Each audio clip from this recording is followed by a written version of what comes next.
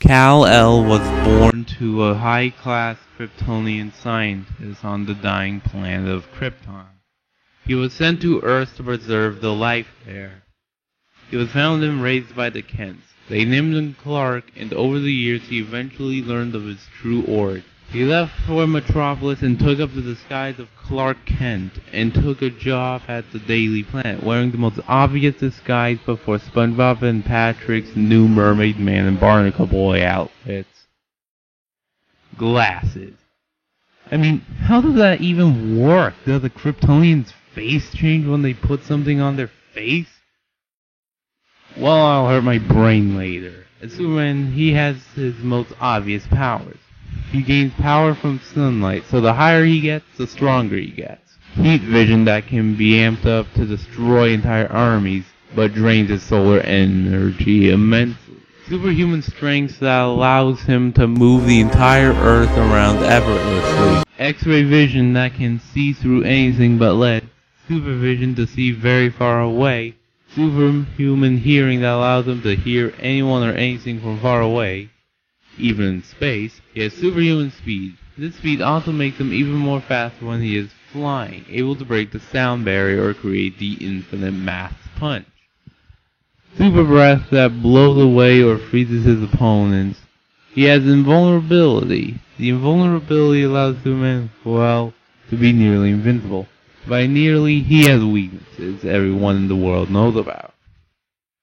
The most famous, and one with the most variety, I'm not kidding, there's like 6 different kinds of it, kryptonite.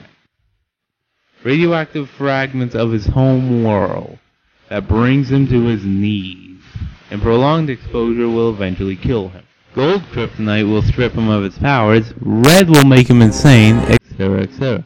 He has no special resistance to magic, mysticism, sorcery, or anything magic related. He gains his energy from the yellow and white suns, but red suns will drain his energy immensely, and if he is cut off from the sun too long, he will lose his energy over time. And he will only kill if there is no other choice. Right, Zod?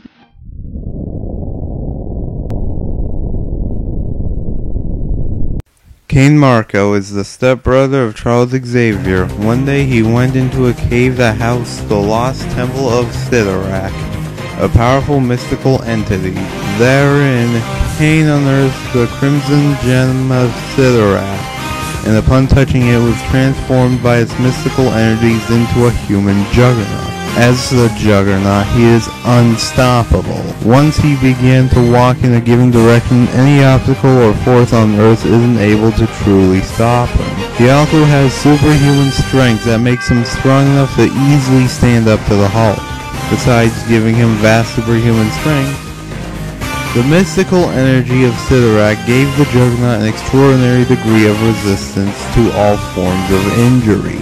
The Juggernaut could also shield himself even further from injury by mentally surrounding himself with a force field. Enveloped by this field, the Juggernaut had been seen to survive the fiery explosion of a truck transporting a huge quantity of oil without any injury whatsoever. In the past, the Juggernaut has temporarily possessed telepathic abilities and certain mystical powers, all of which he has since lost. Recently, however, the Juggernaut has been stripped of this mystical energy, including his personal force field. He still possesses superhuman strength, endurance, and durability due to years of absorbing the mystical energies of Cyttorak, but the current upper limit of these traits is yet unknown. Of course, Juggernaut has weaknesses. The Juggernaut is, however, vulnerable to magical forces of sufficient strength. If his helmet is removed, he's vulnerable to mental attack, and if he loses his armor entirely, he is stripped of his powers. Oh, and if something can equal his strength like another Juggernaut, he can be defeated. Why else do we sing every time Juggernaut beats Hulk, Hulk beats him? I know one thing though, nothing stops the Juggernaut.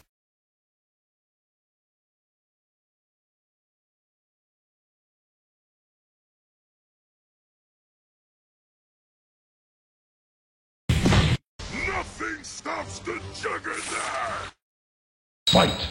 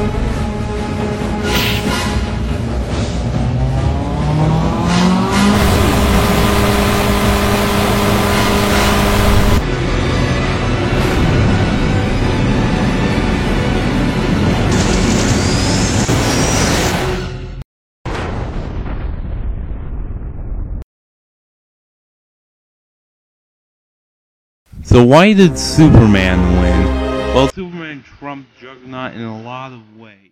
Strength and speed are two things. But Superman's flight also gave him more mobility than Juggernaut could ever have. Juggernaut has also lost a lot of his powers over the years, as Superman kept all of his powers.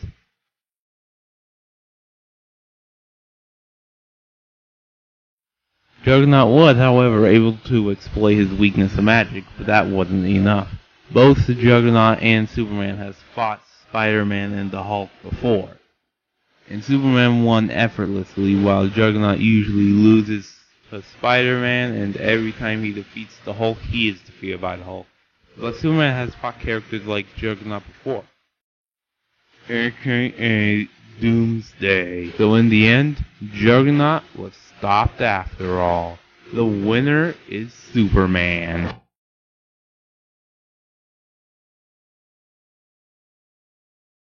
Slenderman, Slenderman, all the children try to run.